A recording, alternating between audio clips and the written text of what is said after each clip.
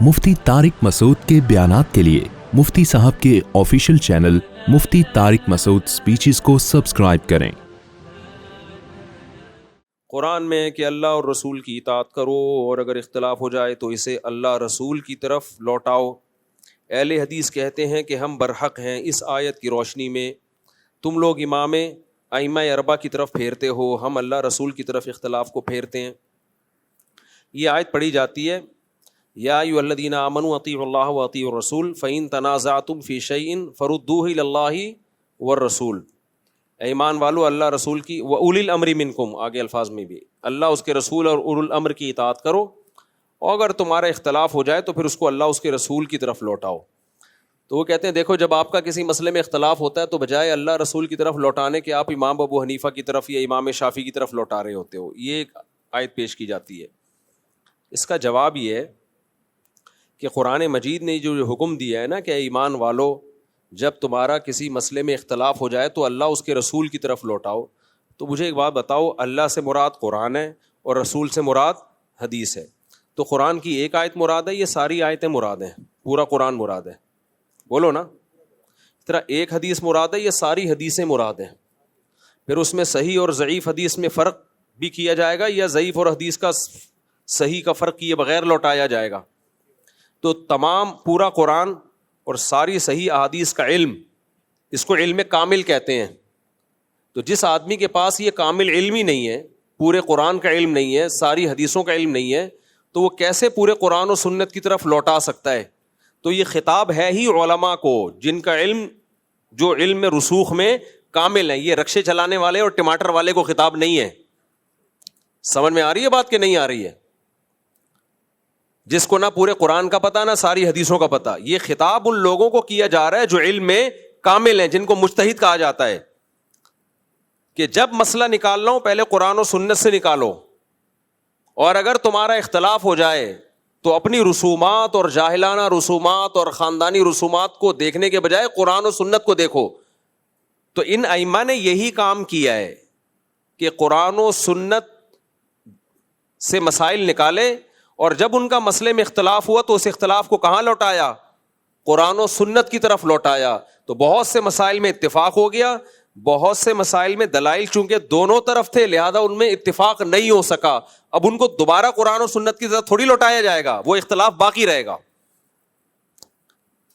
کچھ باتیں کہنے میں بڑی اٹریکٹیو ہوتی ہیں دیکھنے میں، لیکن پریکٹیکلی وہ ممکن، وہ صرف ایک لفاظی ہوتی ہے۔ امام ابو حنیفہ، امام شافعی نے یہی تو کیا ہے کہ جب ان کا کسی مسئلے میں اختلاف ہوا تو کہاں لوٹا دیا؟ قرآن و سنت کی طرف لوٹا دیا۔ جہاں دلائل بالکل واضح تھے تو وہاں اتفاق ہو گیا، جہاں دلائل دونوں طرف سے وہاں کیا ہو گیا؟ اختلاف ہو گیا۔ اب جب اختلاف ہو گیا تو اس کو دوبارہ لوٹائیں گے تو اختلاف ختم تھوڑی ہوگا، کیونکہ ایک دفعہ لوٹا چکے ہیں، پھر بھی اختلاف باقی ہے۔ اب اس کا حل یہ ہے کہ دونوں میں سے کسی ایک قول پہ عمل کر لیا جائے، دوسرے کو برا بھلا نہ کہا جائے۔ میں اس میں آپ کو اپنا ایک مناظرہ سناتا ہوں، پھر آپ کو یہ جو میں ایکسپلین کرنا چاہ رہا ہوں اچھی طرح سمجھ میں آئے گا۔ جماعت المسلمین والوں نے ہماری ایک دفعہ دعوت کی تھی، یہ بات ہوگی 2008 کی، اور انہوں نے یہی آیت پیش کی میرے سامنے کہ اے ایمان والو، اللہ رسول کو فالو کرو، جب اختلاف ہو جائے تو اللہ رسول کی طرف لوٹاؤ، ابو حنیفہ کی طرف مت لوٹاؤ۔ میں نے کہا مجھے ایک بات بتائیں، جب قرآن و سنت کی طرف ہم نے لوٹایا اور اختلاف ہمارا ختم ہو گیا، پھر تو مسئلہ نہیں ہے، پھر تو سبھی یہی کر رہے ہوتے ہیں، اتفاقی مسئلہ ہے۔ لیکن اگر قرآن و سنت کی طرف لوٹانے کے باوجود اختلاف رہا، پھر کیا کریں گے؟ پھر کیا لوٹاتے رہیں گے بار بار؟ تو وہ مجھے کہنے لگے جب اللہ رسول کی طرف لوٹائیں گے نا تو اختلاف باقی رہے گا ہی نہیں، ختم ہو جائے گا۔ بات سمجھ میں آ رہی ہے؟ انہوں نے کہا بھائی جب اللہ رسول کی طرف لوٹائیں گے تو اختلاف باقی رہے گا ہی نہیں، کیونکہ اللہ نے اسی لیے تو اللہ رسول کی طرف لوٹانے کا کہا ہے تاکہ اختلاف ختم ہو جائے، تو اختلاف باقی نہیں رہے گا۔ اختلاف تو جب باقی ہوتا ہے جب ابو حنیفہ کی طرف لوٹاؤ گے، حدیث یہ کہہ رہی ہے، ابو حنیفہ یہ کہہ رہے ہیں، قرآن یہ کہہ رہے ہیں، امام شافعی یہ کہہ رہے ہیں، جب اللہ رسول سے لوٹا دو گے تو اختلاف باقی نہیں رہے گا۔ میں نے کہا اچھا چلو، میں یہ کہتا ہوں کہ اللہ رسول کی طرف لوٹانے کے باوجود بھی اختلاف باقی رہتا ہے، میرا یہ دعویٰ ہے۔ ایسے موقع پہ تقلید کی جاتی ہے، جب اللہ رسول کی طرف ایک دفعہ لوٹا دیا، کچھ مسائل تو اتفاق ہو جائے گا، اختلاف ختم ہو جائے گا، کچھ مسائل ایسے پھر بھی اختلاف ختم نہیں ہوگا، پھر اس میں کیا کرنا ہے؟ اس میں ہم کہتے ہیں ایک فقہ کو فالو کرو, دوسرے کو برا نہ کہو, اور آپ کہتے ہو اس کو لوٹاتے رہو اور امت میں آگ لگاتے رہو بیٹھ کے. وہ کہتے ہیں ایسا ہو ہی نہیں سکتا, جب اللہ رسول کی طرف ہم لوٹائیں اور اختلاف باقی رہے. میں نے کہا چلو میرا اور آپ کا اختلاف ہو گیا نا, آپ کہہ رہے ہو کہ اللہ رسول کی طرف لوٹائیں گے تو اختلاف باقی رہے گا نہیں, میں کہہ رہا ہوں کہ اللہ رسول کی طرف لوٹائیں گے تو اختلاف باقی بعض دفعہ رہے گا بھی, اور پھر اس اختلاف میں دونوں رائے ٹھیک بھی ہوں گی, اور کسی ایک بھی رائے کو فالو کرو گے تو آپ برحق بھی ہوگے. یہ میرا اور آپ کا اختلاف ہو گیا, اب اس اختلاف کو ہم اللہ رسول کی طرف لوٹاتے ہیں. نہیں آئی میرا خیال ہے سمجھ میں, نہیں آئی نا. میں نے کہا وہ جماعت المسلمین والے تو اتنی ماشاءاللہ بڑی بڑی داڑھی ہے ان کی, پروفیسر بھی تھے یونیورسٹی کے, وہ کہنے لگے, دوبارہ سوال لوٹا دیتا ہوں, کہنے لگے بھائی قرآن کہہ رہا ہے جب اختلاف ہو جائے تو اللہ رسول کی طرف لوٹاؤ. میرا کہنا یہ تھا ابو حنیفہ نے اللہ رسول ہی کی طرف لوٹایا میرے بھائی, امام شافعی نے بھی جب لوٹایا اللہ رسول کی طرف تو کچھ مسائل میں اتفاق ہو گیا, کچھ مسائل میں پھر بھی اختلاف باقی رہا. تو جب اختلاف باقی رہے گا تو پھر کیا کریں گے؟ پھر تو ایک رائے کو فالو کریں گے, دوسرے کو ٹھیک سمجھیں گے. اجتہادی اختلاف کہلائے گا وہ, یہ تھوڑی کہ پھر دوبارہ لوٹاتا ہی رہے بیٹھ کے قیامت تک. ایک دفعہ لوٹا دیا ان لوگوں نے, فارغ ہو گئے وہ لوٹا کے, اب آپ رکشے والے کو بھی بولو کہ تو بھی لوٹا, ٹماٹر والا بھی لوٹا ہے. یہ اہل حدیث تو سب کو مجتہد بنا رہے ہیں, ہر آدمی ان کا فنٹر ہے, تبھی ان کے, اور جتنے لوگ لوٹا رہے ہیں ہر ایک کی الگ رائے ہے. میں بار بار کہتا ہوں ٹیلی ویژن میں 4 اہل حدیث کبھی اکٹھے نہیں بیٹھیں گے, کیونکہ چاروں اللہ رسول کی طرف لوٹائیں گے اور چاروں کی رائے دوسرے سے مختلف ہوگی سوائے چند مسائل کے. تو میں نے ان سے کہا کہ جب اللہ رسول کی طرف لوٹائیں گے بہت سے مسائل میں اتفاق ہو جائے گا, جیسے کہ 4 اماموں کا بہت سے مسائل میں اتفاق ہو گیا, بہت سو میں پھر بھی اختلاف باقی رہے گا. تو انہوں نے کہا نہیں باقی رہے گا. میں نے کہا میرا یہ آپ سے کیا ہو گیا اختلاف, اس اختلاف کو اللہ رسول کی طرف لوٹاتے ہیں. میں نے کہا دیکھو بخاری مسلم کی حدیث ہے, حدیث بنو قریظہ, نبی صلی اللہ علیہ وسلم نے صحابہ سے فرمایا تم میں سے کوئی عصر کی نماز اس وقت تک نہ پڑھے جب تک اپنے ٹھکانے نہ پہنچ جائے. صحابہ کرام چلے, عصر راستے میں قضا ہونے لگی. اب صحابہ میں اختلاف ہو گیا کہ عصر ہمیں قضا کرنی چاہیے یا ہمیں پڑھنی چاہیے. یہ اختلاف ہو گیا کہ نہیں ہو گیا؟ اس اختلاف کو صحابہ نے کہاں لوٹایا؟ بولو, نبی کی طرف لوٹایا. قرآن و حدیث میں غور کرتے ہیں. بعض صحابہ نے کہا کہ بھائی قرآن میں عصر کی نماز کا خصوصی حکم ہے, یعنی ان کی رائے کو میں اپنے الفاظ میں بیان کر رہا ہوں کہ عصر کی نماز کا خصوصی حکم ہے, اور نبی صلی اللہ علیہ وسلم عالم الغیب نہیں ہے. آپ نے جو کہا تھا, فرمایا تھا کہ عصر اپنے مقام پہ پڑھو دشمن کے شر سے حفاظت کے لیے.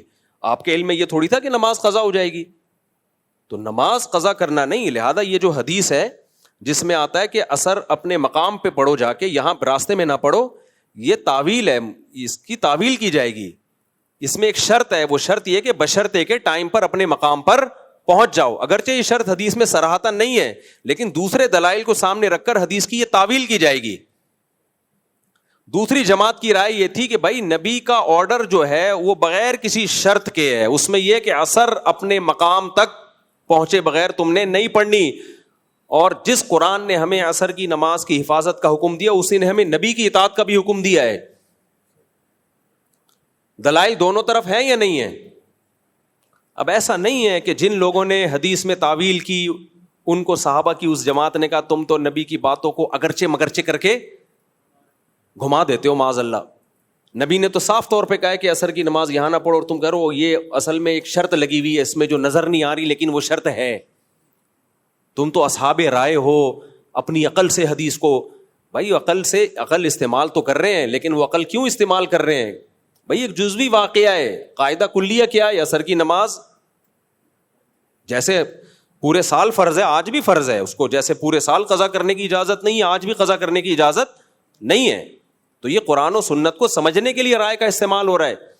یہ لوگ نا احناف کو بولتے ہیں اصحاب رائے, اور ان کا مقصد یہ ہوتا ہے یہ کھوپڑی استعمال کرتے ہیں. بھائی کھوپڑی قرآن و سنت کو سمجھنے کے ڈیپ میں جانے کے لیے استعمال کر رہے ہوتے ہیں. اور دوسرے فریق نے کہا کہ نہیں بھائی نبی کا جو ظاہری حکم ہے اسی کو لیں گے. تو بتاؤ جب انہوں نے اللہ رسول کی طرف لوٹایا تو اختلاف ختم ہو گیا یا باقی رہا؟ باقی رہا اختلاف, کیونکہ دلائل دونوں طرف تھے. تو ایک فریق نے نماز پڑھ لی, دوسرے نے نماز قضا کر دی. اسلام میں نماز سے بڑھ کر کوئی حکم نہیں ہے, اور یہ نماز کی کسی ایک کیفیت کا مسئلہ نہیں تھا کہ رفع الیدین کرنا ہے کہ نہیں کرنا, یا رکعتوں کا کہ 4 رکعتیں پڑھنی ہے کہ 3 پڑھنی ہے. یہ سرے سے نماز پڑھنی ہے کہ نہیں پڑھنی ہے, اس سے بڑا اختلاف کوئی ہو نہیں سکتا. اور نماز بھی وہ جو عصر کی, جس کی سب سے زیادہ تاکید ہے. اسلام میں توحید کے بعد سب سے بڑا حکم نماز, اور اس کے بھی پڑھنی ہے کہ نہیں پڑھنی, اس سے بڑا اختلاف نہیں ہو سکتا. جب اتنے بڑے اختلاف کو اللہ رسول کی طرف لوٹایا گیا, وہ اختلاف حل نہیں ہوا, پھر جب یہ جماعت نبی کی خدمت میں گئی ہے, نبی نے دونوں میں سے کسی ایک فریق پر ملامت نہیں کی, اور یہ بتا دیا کہ جب اللہ رسول کی طرف لوٹانے کے بعد بھی اختلاف رہا جائے گا تو امت کو چھریاں چھوڑ کے آگ لگانے کی اجازت نہیں ہے. پھر یہ نہیں ہے کہ ایک فریق دوسرے سے مناظرہ کرے کہ ہمارا اختلاف ہو گیا, دوبارہ لوٹاؤ, وہ تو لوٹاتے ہی رہتے اب تک بیٹھ کے. وہ ان کی نسلیں یہی کام کر رہی ہوتی ہیں. بھائی ایک دفعہ لوٹا کے ایک رائے قائم کر لی, اس پر عمل کرو, جو عمل کرے ٹھیک ہے, جو جس کی دوسری طرف رائے ہے وہ اس پر عمل کر لے. دونوں فریق کیا ہیں؟ جنتی. تو امام حنیفہ امام شافعی نے یہی کام کیا ہے. یہ ٹماٹر والے کو خطاب نہیں ہے کہ تم اللہ رسول کی طرف فقہی احکام کو لوٹاؤ. فقہی احکام میں تو اجتہاد کرنا پڑتا ہے, دونوں طرف کے دلائل دیکھنے پڑتے ہیں, حدیث کا صحیح ہونا, ضعیف ہونا, پھر یہ حدیث متواتر ہے, خبر واحد ہے, متواتر کے خلاف تو نہیں جا رہی. یہ تو پورا ایک اصول فقہ ہے جو مدارس میں پڑھایا جاتا ہے. اس ڈیپ میں جا کے مجتہدین نے, جو ائمہ مجتہدین ہیں, انہوں نے قرآن و سنت سے مسائل نکالے جن میں دلائل دونوں طرف نہیں تھے, ایک ہی طرف تھے, اس میں ان سب کا اتفاق ہو گیا. جس میں دلائل دونوں طرف تھے تو ایک نے ایک رائے قائم کی, دوسرے نے دوسری رائے قائم کی. اب ہم امت کو کہتے ہیں بھائی چاروں ائمہ برحق ہیں, انہوں نے قرآن و سنت کی طرف لوٹا کے ایک رائے قائم کر لی ہے, اس رائے کو 100% غلط کہنا درست نہیں ہے. اور اگر کوئی رائے ایسی تھی جو 100% غلط تھی تو اس کو ان کے شاگردوں نے خود ہی غلط کہہ دیا ہے, آپ کو تکلف کی ضرورت نہیں ہے. جیسے کوئی حدیث ہی نہیں پہنچی امام حنیفہ تک, اس لیے انہوں نے ایک رائے قائم کر لی, تو اس کو تو حنفیوں نے ویسے ہی چھوڑ دیا اس رائے کو. تو اب جب لوٹا کے اختلاف باقی رہا ہے تو اب پھر یہی کہنا دوبارہ لوٹاؤ, تو امت کا اس کے علاوہ کوئی کام رہے گا نہیں. تو اس لیے چاروں ائمہ مجتہدین اس کام سے فارغ ہو چکے ہیں. انہوں نے اللہ اور رسول کی طرف لوٹایا, تورات اور انجیل کی طرف نہیں لوٹایا, اور اسی کو فقہ مدون ہوا, اسی کو کتابوں میں لکھا گیا, اسی میں بتا دیا گیا یہ مفتبی قول ہے, یہ مرجو قول ہے, یہ راجح قول ہے. اب آپ اسی کی پیروی کریں, اب کوئی اور کام کریں. آپ سمجھ میں آ رہی ہے بات کہ نہیں آ رہی؟ تو یہ کام امت کر کے فارغ ہو چکی ہے, اب اس تکلف کی ضرورت نہیں ہے. اور اگر کسی کو اس تکلف کا شوق ہے تو کرے, وہ اپنی رائے دوسروں پہ تھوپے نہیں. وہ سمجھ میں آ رہی ہے بات؟ اپنی رائے دوسروں پہ تھوپے نہیں, کیونکہ عوام کی نظر میں ایک امام ابو حنیفہ کا لوٹانا ہے اور ایک آج کے کسی مجتہد کا قرآن و سنت کی طرف لوٹانا ہے. امام ابو حنیفہ نے لوٹا کے جو نتیجہ اخذ کیا ہے اس کے درست ہونے کا امکان زیادہ ہے. آج کا 15ویں صدی کا کوئی مولوی اگر قرآن و سنت کی طرف لوٹا کے نتیجہ نکالتا ہے, اس کے درست ہونے کا امکان کم ہے. سمجھ میں آ رہی ہے بات؟ دوسری بات یہ کہ آپ خود تو لوٹا سکتے نہیں, آپ کے پاس تو پورے قرآن اور ساری حدیثوں کا علم ہے نہیں. آپ نے کسی مولوی ہی کو فالو کرنا ہے, تو کسی اہل کو فالو کرو گے نا تو غلطی ہوگی تو بھی ثواب ملے گا, اور نا اہل کو فالو کرو گے تو غلطی نہیں بھی ہوگی تو بھی گناہ ملے گا. آپ کسی پروفیشنل ڈاکٹر سے جو اپنی فیلڈ کا اسپیشلسٹ ہو, علاج کرتے ہو, غلط ٹیکا لگا دے گا نا تو بھی لوگ آپ کو ملامت نہیں کریں گے. آپ کی جو ذمہ داری تھی آپ نے پوری کر لی ہے, آپ کو کیا پتا صحیح اور غلط ٹیکا کیا ہوتا ہے. لیکن اگر آپ نے قصائی سے ہی آپریشن کروایا, صحیح آپریشن بھی ہو گیا, پھر بھی لوگ جوتے ماریں گے آپ کو کہ یار ایک آدمی اہل تھا نہیں اور تم نے اس سے. تو آج کل یہ جتنے مجتہدین مارکیٹ میں آ رہے ہیں نا, جو کہتے ہیں ہمیں تمام احادیث اور پورے قرآن کا علم ہے, لہذا مجتہد ہیں, ہم تحقیق کر کے بتا سکتے ہیں, ان کو علم ہوتا نہیں ہے. ان کو صرف اپنے مطلب کی حدیث اور اپنے مطلب کی آیت معلوم ہوتی ہے, دوسرے فقہ کی یا دوسرے کی جو دلیل ہے اس سے یا تو وہ دیکھتے نہیں ہیں, یا ان کو ان کی مینٹل لیول اتنا ہوتا نہیں ہے کہ ان کو وہ دلیل سمجھ میں آ رہی ہوتی ہے. اس لیے ہمیشہ جو آدمی جاہل ہوگا نا وہ اپنی رائے پر اڑے گا بھی اور اپنی رائے دوسروں پہ تھوپے گا بھی. جس کے پاس کامل مضبوط علم ہوتا ہے اس کو پتا ہوتا ہے فقہا کا اس مسئلے میں اختلاف ہے اور لچک رکھتا ہے وہ اپنی رائے میں. تبھی ائمہ مجتہدین کو جو فالو کرتے ہیں وہ کیا کہتے ہیں, بھائی ہم ایک کی رائے کو فالو کر رہے ہیں اس امید کے ساتھ کہ یہ اللہ کی نظر میں ٹھیک ہوگی, لیکن اس امید کے ساتھ کہ ہو سکتا ہے دوسرے کی رائے ٹھیک ہو, کیونکہ دلائل بہرحال دونوں طرف ہیں.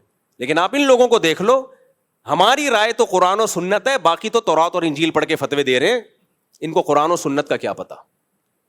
اور جب ہم ان سے سوال پوچھتے ہیں کہ 3 طلاقوں میں بتا دو قرآن میں کہاں لکھا ہے 3 طلاقیں ایک ہوتی ہیں, اللہ رسول کی طرف ہی لوٹا دو نا. وہ بھی نہیں لوٹا رہے ہوتے, وہ بھی صرف اپنے 8-10 مسائل ہیں جن میں ظاہری حدیث ان کے ساتھ ہے. ظاہر جیسے میں نے بتایا لا نکاح الا بولی, حدیث میں آتا ولی کے بغیر نکاح نہیں ہوتا.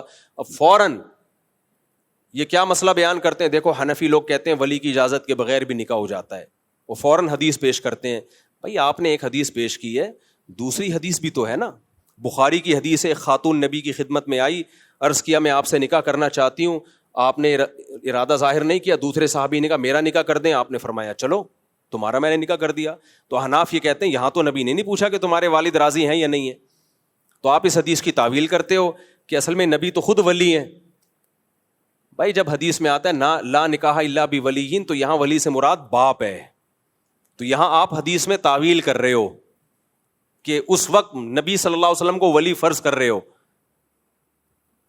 تو ہم نے اس حدیث کو اصل بنایا اور اس حدیث میں کیا کر دی, تعویل کر دی. تو تعویل تو آپ بھی کر رہے ہو, اور ہم نے حدیث میں تعویل کی کیونکہ قرآن سے پتہ چلتا ہے کہ بغیر ولی کے بھی نکاح ہو جاتا ہے. کیونکہ قرآن نکاح کی نسبت ڈائریکٹ عورت کی طرف کر رہا ہے. حتیٰ تنکح زوجا غیرہ, قرآن کہتا ہے اگر کسی نے بیوی کو 3 طلاقیں دے دی ہیں تو جب تک وہ عورت عدت کے بعد کسی اور مرد سے نکاح نہیں کر لیتی, اس کا پہلے شوہر سے نکاح حلال نہیں ہوتا. تو اللہ نے یہ نہیں کہا کہ جب تک اس عورت کا نکاح اس کا ولی کہیں اور کروا نہیں دیتا.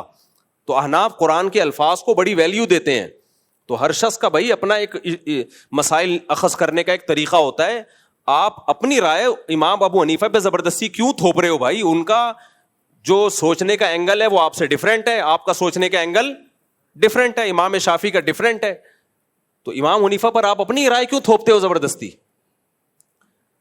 تو ایک صاحب نے کہا سلطان ولی ملا ولی اللہ, سلطان ولی حدیث میں آتا ہے کہ جس کا کوئی ولی نہیں ہے. تو اس سے تو سلطان مراد ہے نا, اس سے تو بادشاہ مراد ہے. اچھا پھر اس کا سے تو یہ پتا چلتا ہے کہ کورٹ میرج باپ کی اجازت کے بغیر بھی ہو جاتی ہے, جبکہ اہل حدیث کا فتویٰ موجود ہے کہ اگر کوئی لڑکی گھر سے بھاگ کے عدالت میں شادی کرتی ہے تو اس کا نکاح نہیں ہوتا. تو کسی ایک جگہ آپ ٹکتے ہی نہیں ہو. مجھے اہل حدیثوں سے کوئی بہر نہیں ہے. اہل حدیث میں اگر کہتے ہیں ولی کی اجازت کے بغیر نکاح نہیں ہوتا تو امام شافعی بھی یہی کہتے ہیں. تو ہمیں اس مسئلے سے کوئی بہر نہیں ہے, ہمیں ان کے اسٹائل سے ہے کہ آپ اپنی رائے کو قرآن و سنت قرار دیتے ہو اور اس پہ ڈٹ جاتے ہو, اور دوسرے کی رائے کو آپ سمجھتے ہو گویا یہ تورات اور انجیل سے ان لوگوں نے مسائل نکالے ہیں. یہ اسلاف کا طریقہ بہرحال نہیں ہے. یہ تو سب کے پاس دلائل ہوتے ہیں اور سب نے قرآن و سنت ہی کی طرف لوٹا کے وہ مسائل نکالے ہوتے ہیں. اب عوام کو یہ کہنا کہ اختلاف ہو جائے تو قرآن و سنت کی طرف لوٹاؤ, عوام یہ کام کی اہل نہیں ہے. اس کام کے اہل مجتہدین ہیں جن کو پورا قرآن اور ساری حدیثیں آتی تھیں اور وہ یہ کام کر چکے ہیں. اس لیے علماء نے جو صحیح علماء نے اس آیت کی تفسیر بیان کی ہے وہ کیا تفسیر بیان کی ہے؟ وہ تفسیر یہ بیان کی ہے یا ایھا الذین آمنوا اطیعوا اللہ واطیعوا الرسول واولی الامر منکم, اے ایمان والو اللہ رسول اور اولو الامر کی اطاعت کرو. اچھا اولو الامر بھی کسے کہتے ہیں؟ علماء کو کہتے ہیں جو اس کام کسی بھی کام کے جو اہل ہیں. تو دین کے اہل علماء ہیں, انتظامی چیزوں کے اہل حکمران ہیں. تو انتظامی چیزوں میں حاکم کی اطاعت کی جائے گی, دین کے معاملات میں علماء کی اطاعت کی جائے گی. آگے قرآن کہہ رہا ہے فَإِن تَنَازَعْتُمْ فِي شَيْءٍ, اگر تمہارا جھگڑا ہو جائے تو اللہ رسول کی طرف لوٹاؤ. تو علماء نے لکھا اس آیت کا مطلب یہ ہے کہ فَرُدُّوهُ إِلَى, عام آدمی کو خطاب ہے, فَرُدُّوهُ إِلَى الْعَالِمِ بِكِتَابِ اللَّهِ وَرَسُولِهِ, تو اس عالم کی طرف لوٹاؤ جو اللہ اور اس کے رسول کی کتاب کا علم جانتا ہے اور اس پہ فتویٰ دیتا ہے. تو عامی آدمی کا عالم بھی کتاب اللہ و رسولہ کی طرف لوٹانا, وہ کتاب اللہ و رسولہ کی طرف ہی لوٹانا ہے. نہیں آئی میرا خیال ہے بات؟ فردوہ الی العالم بکتاب اللہ و رسولہ, بھائی الی اللہ و رسولہ تو ہے, فردوہ الی العالم بکتاب اللہ, یعنی عوام جب اللہ رسول کی طرف لوٹائے گی تو کیسے لوٹائے گی؟ جو علماء ہیں جن کے پاس علم کامل ہے, مجتہد ہیں, وہ جب اللہ رسول کی طرف لوٹائیں گے تو قرآن اور سنت پہ ریسرچ کریں گے. عامی جب اللہ رسول کی طرف لوٹائے گا تو قرآن و سنت پہ ریسرچ کرنے والوں کی طرف لوٹائے گا. وہ جو ریسرچر ہیں ان کی طرف لوٹائے گا. اس کا ان ریسرچر کی طرف لوٹانا ہی اللہ رسول کی طرف لوٹانا ہے. سمجھ میں آ رہی ہے بات کہ نہیں آ رہی؟ تو اس آیت کا اصل مطلب کیا ہوا؟ اب آخر میں خلاصہ بیان کرتا ہوں. یہ آیت نازل ہوئی ہے کہ اسلام کی طرف لوٹاؤ, اپنے کلچر کی طرف. یعنی ہمارا اختلاف ہو گیا کہ بیٹی کو وراثت میں حصہ ملنا چاہیے کہ نہیں ملنا چاہیے؟ تو اس آیت کا مطلب ہے اسلام سے پوچھو. اسلام کیا کہتا ہے؟ اسلام کہتا ہے بیٹی کو وراثت ملنی چاہیے. کتنی ملنی چاہیے؟ غیر مسلم کہتا ہے اول تو ملنی نہیں چاہیے, ملے تو بیٹے کے برابر ملے. اسلام کیا کہتا ہے؟ بیٹی کو آدھی ملے گی, بیٹے کو دگنی ملے گی. تو یہ آیت ہمیں بتا رہی ہے کلچر سے مت پوچھو, سوسائٹی سے مت پوچھو, بلکہ کس سے پوچھو؟ اسلام سے پوچھو اسلام کیا کہتا ہے. اور اسلام کو علماء جانتے ہیں, یہ ٹماٹر پیاز والے جانتے ہیں؟ تو علماء سے پوچھو, جو بھی اہل حق علماء ہیں ان سے پوچھو کہ شرعی حکم کیا ہے. تو ایک عامی آدمی کا کسی عالم سے جو کتاب اللہ اور سنت رسول پر عمل کرتا ہو, اس عالم سے مسئلہ پوچھنا یہ اس آیت پر عمل کے عین مطابق ہے. تو ہم ابو حنیفہ ان کو اہل حدیث بھی مانتے ہیں, امام شافعی کو اہل حدیث بھی مانتے ہیں. وہ عالم بھی کتاب اللہ و رسولی تھے, وہ کتاب اللہ اور سنت رسول کو جانتے بھی تھے اور اس کے بہترین محقق بھی تھے. تو اگر کوئی شخص ابو حنیفہ سے, امام شافعی سے مسئلہ پوچھتا ہے تو اسلام ہی سے مسئلہ پوچھتا ہے, کیونکہ اس کو اہل حدیث بھی مانتے ہیں کہ امام حنیفہ تورات اور انجیل سے یا کلچر کو دیکھ کے, سوسائٹی کو دیکھ کے مسئلے نہیں بتاتے تھے, وہ قرآن و سنت کو دیکھ کے مسئلے بتاتے تھے. تو خلاصہ کیا نکلا؟ اے ایمان والو اللہ رسول کی اطاعت کرو, اور اگر اختلاف ہو جائے تو اسلام کو فالو کرنا ہے تم نے, اسلام کے علاوہ چیزوں کو فالو نہیں کرنا. اور اسلام کو ٹماٹر والا نہیں جانتا, اسلام کو کون جانتا ہے؟ علماء, اور آج کے علماء سے زیادہ مجتہدین جانتے ہیں. تو اس آیت میں ابو حنیفہ اور امام شافعی جیسے مجتہدین کو فالو کرنے کا حکم دیا جا رہا ہے, ان سے ہٹایا نہیں جا رہا ہے. اس لیے کہتے ہیں علم کی تھوڑی سی بات ہو, 10 گنا عقل زیادہ ہوگی تو وہ بات سمجھ میں آئے گی, عقل نہیں ہوگی تو وہ بات کا آدمی الٹا مطلب لے کے جائے گا. اچھا میرے بھائی, میں اہل حدیثوں سے پوچھتا ہوں کہ اگر آپ کے دو عالموں میں اختلاف ہو جائے پھر کسی طرح لوٹائے گا؟ کوئی امام کوئی فقہ حنفی کو فالو کر رہا ہے, وہ ادھر سے مسئلہ اس نے کہا کہ آپ کے پاس آیا, آپ نے کہا ابو حنیفہ نہیں, قرآن و سنت لوٹاؤ. اب قرآن و سنت کی ایک تشریح ایک اہل حدیث عالم کر رہے ہیں, ایک اہل حدیث عالم کہتے ہیں 3 طلاقیں 3 ہوتی ہیں. ایسے اہل حدیث عالم موجود ہیں جو اکٹھی 3 طلاقوں کو 3 مانتے ہیں, اور وہ کہتے ہیں میں ابو حنیفہ کی رائے نہیں, میں تو قرآن و سنت سے نکال رہا ہوں. دوسرے اہل حدیث کے پاس جاؤ گے, وہ کہہ رہے 3 طلاقیں 1 ہوتی ہیں. اہل حدیث کے فتوے ریٹن میں موجود ہیں جنہوں نے 3 طلاقوں کو 3 کہا ہے, اور اتنی ڈھٹائی سے کہا ہے, انہوں نے بولا پتہ نہیں کس نے 3 طلاقوں کو 1 کہنا نکال لیا. محدثین کا مذہب ہی نہیں ہے, محدثین تو 3 کو 3 مانتے ہیں. تو دوسرے اہل حدیث کے پاس گئے, وہ کہہ رہے 3 کتنی ہوتی ہیں؟ 1 ہوتی ہیں. اب آپ ان کو یہ حدیث سنایا کرو, قرآن کی آیت, کہ میں نہ تیرے فتوے کو مانوں گا, میں نہ تمہارے فتوے کو مانوں گا. جب تم اللہ رسول تمہارا اختلاف ہو جائے تو میں اللہ رسول کی طرف لوٹاؤں گا. تو دونوں کہیں گے بھائی میں کیا تورات انجیل کی طرف لوٹا رہا ہوں. وہ قسمیں اٹھا کے کہے گا میں قرآن و حدیث سے ہی مسئلہ نکال کے بتا رہا ہوں. دوسرے کے پاس جاؤ گے, وہ کہہ رہا ہے 3 ہوتی ہیں, آپ کہو گے میں تم کو نہیں, میں قرآن و سنت کو. وہ کہے گا میں کیا یہاں گول گپے بیچتا ہوا نظر آ رہا ہوں تجھے؟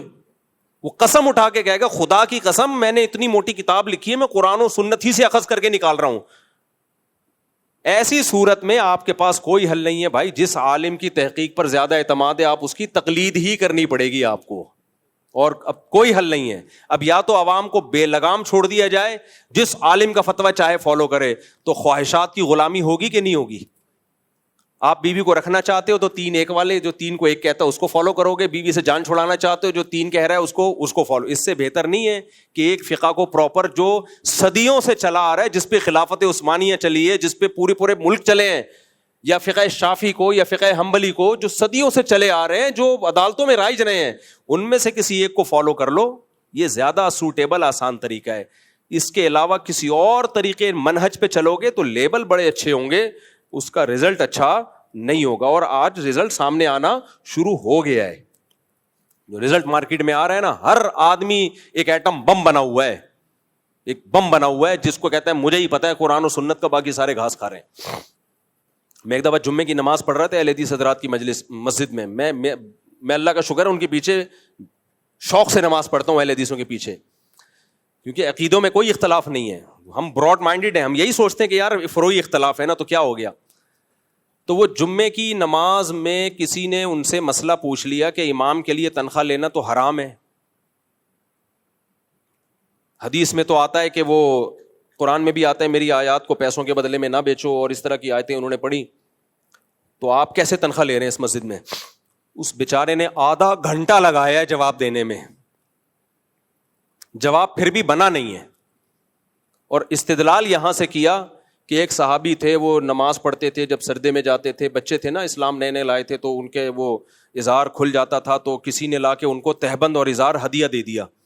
تو اس سے پتہ چلتا ہے کہ امام کی بیسک ضرورتیں پوری کرنا یہ مقتدیوں کی ذمہ داری ہے. بھائی اس سے تنخواہ کہاں سے ثابت ہوتی ہے؟ اس سے تو صرف اتنا ثابت ہوتا ہے کہ کوئی دال پانی کا. ہمارے لیے تو آسان ہے یار, مجتہدین نے اجتہاد کیا ہے اور فتویٰ دے دیا ہے ضرورت اور حاجت کی بیس پہ. ہمارا علم ناقص, ہم کمزور, ٹھیک ہے نا, ان کا علم کامل تھا, تو انہوں نے فتویٰ دے دیا اس پہ, تو ہم نے تو مان لیا. آپ اب قرآن و سنت سے فیصلہ کرو. تبھی وہ اہل حدیث بدک گیا, اس نے کہا اب کوئی نیا فرقہ بنا لیا ہوگا اس نے. تو اتنے فرقوں میں در فرقے کے اندر فرقیوں کے اندر فرقے شاشے نکل رہے ہیں. تو مجھے نیت پر قطعاً شبہ نہیں ہے, اہل حدیثوں کی نیت اچھی ہے, نبی کو فالو کرنا ہی مقصد ہے, جو جتنی ان کی مینٹل لیول ہے اس حساب سے وہ فالو کر رہے ہیں, اس لیے ہم ان کو جنتی سمجھتے ہیں.